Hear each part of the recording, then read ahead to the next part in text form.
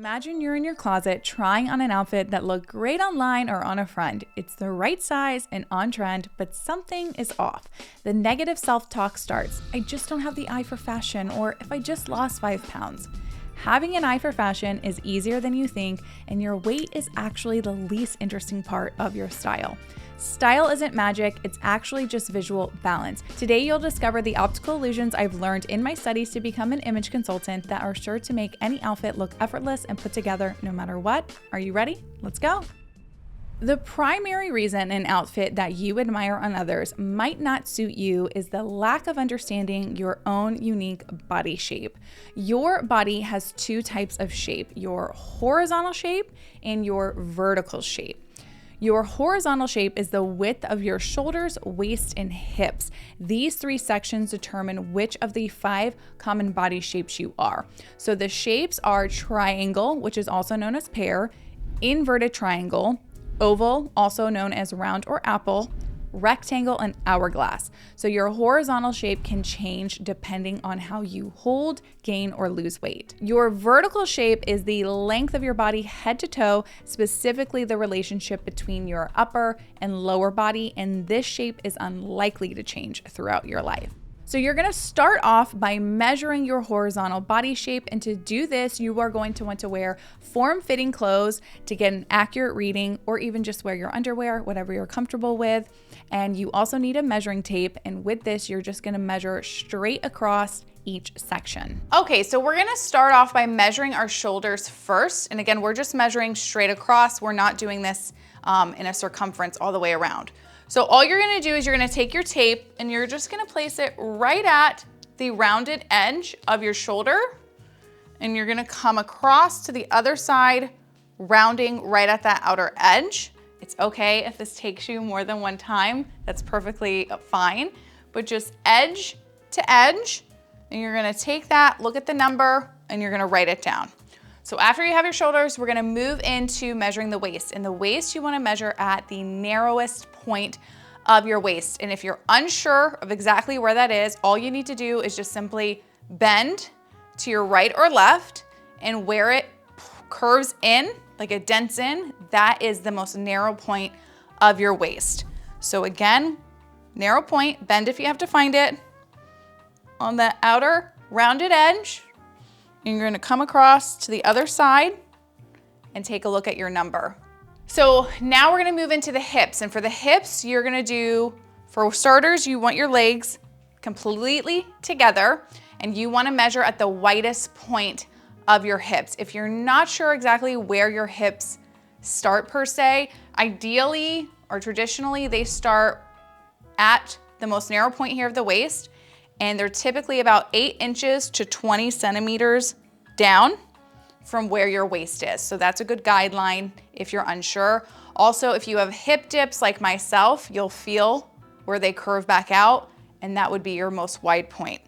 So you're gonna, legs together, you're gonna put your tape right at that rounded edge, come across to the other side, and just measure it. So you'll take a look at your number and you're gonna write that down as well. So you'll have your shoulder width, your waist width, and your hip width. So you're gonna write your numbers down, and now let's go over them. If your shoulder is at least 2 inches or more wider than your hips, you are an inverted triangle. Your shoulders have the most width in your entire body shape. If your hips are at least 2 inches or more wider than your shoulders, you are a triangle. Your hips hold the spotlight for you. If your waist is measuring wider than both your shoulders and hips by 2 inches or more, you are an oval or round shape. If all of your measurements are less than 2 inches in difference, you are a rectangle. You might feel that you are quite straight as a whole. And lastly, if your waist is 1 to 2 inches less in width than your hips and shoulders, you are an hourglass shape. You have the flow that goes between each of these points, creating the most natural visual balance. For myself, as an example, my shoulders are just over 17 inches, my hips are 15, and my waist is about 13. So technically that lands me at an inverted triangle.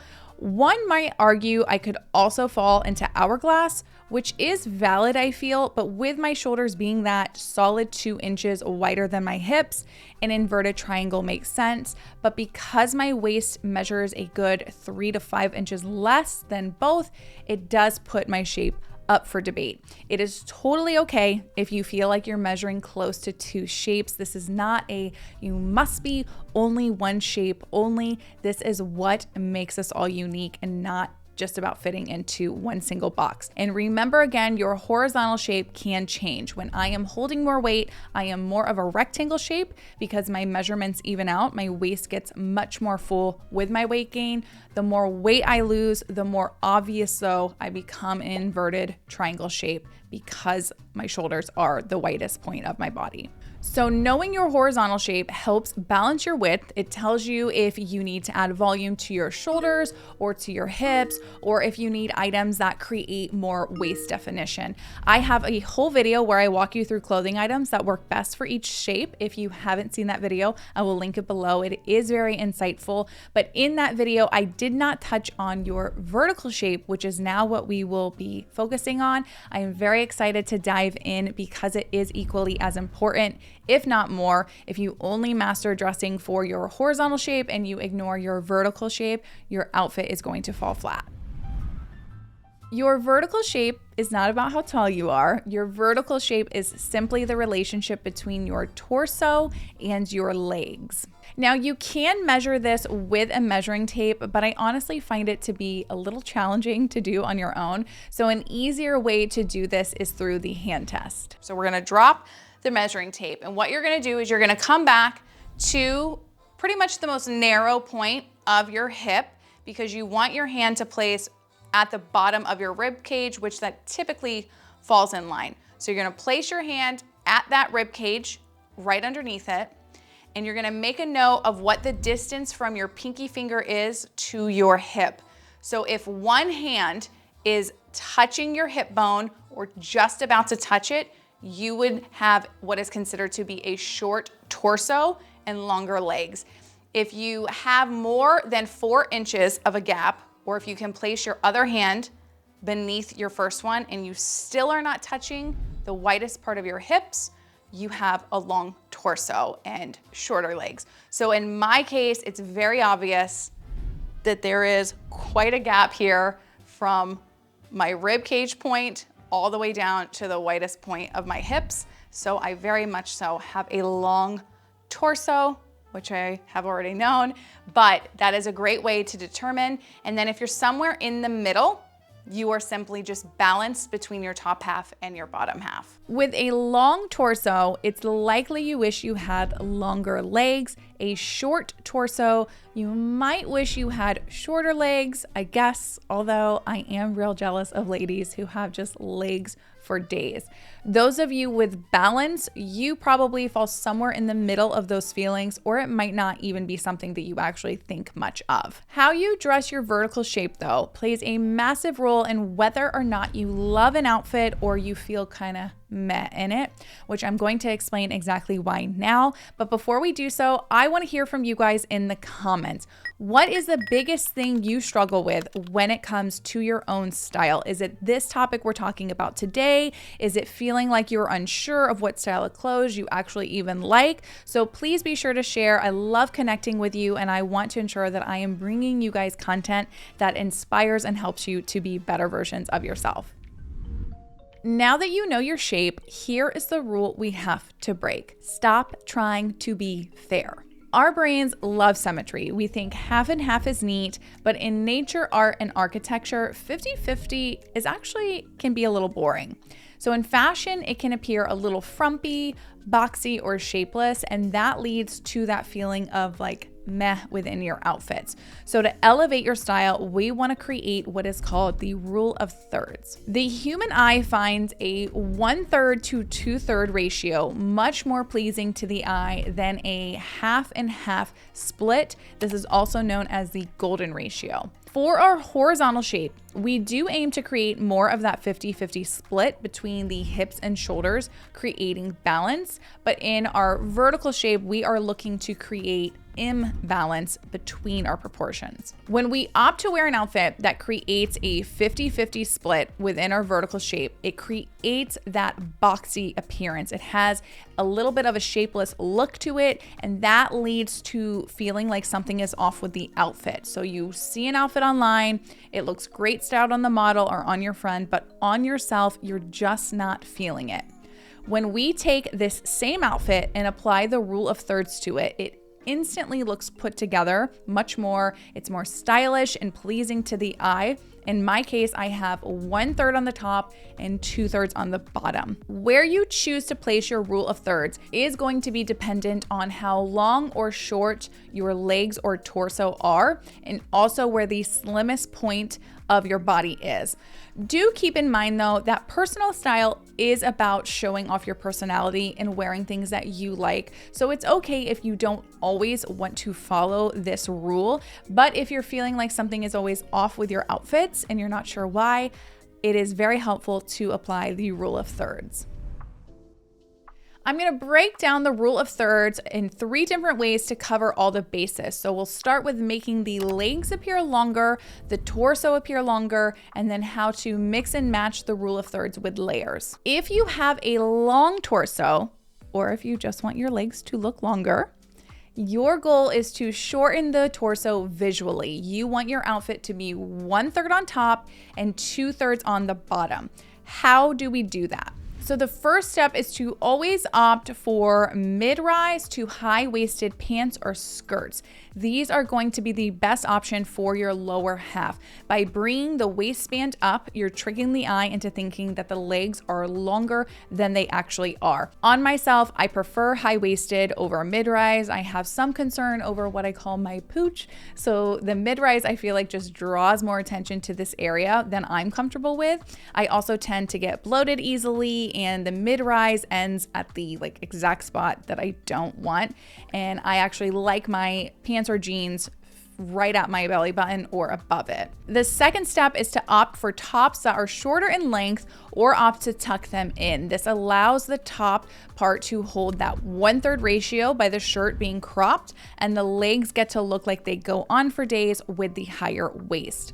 Other options for creating a 1/3 ratio top is a French tuck, or tucking in on just one side, or tying the back. So these all help create the 1/3 ratio without tucking the top in entirely. I have a couple of tops that I prefer to do the whole tie in the back over tuck.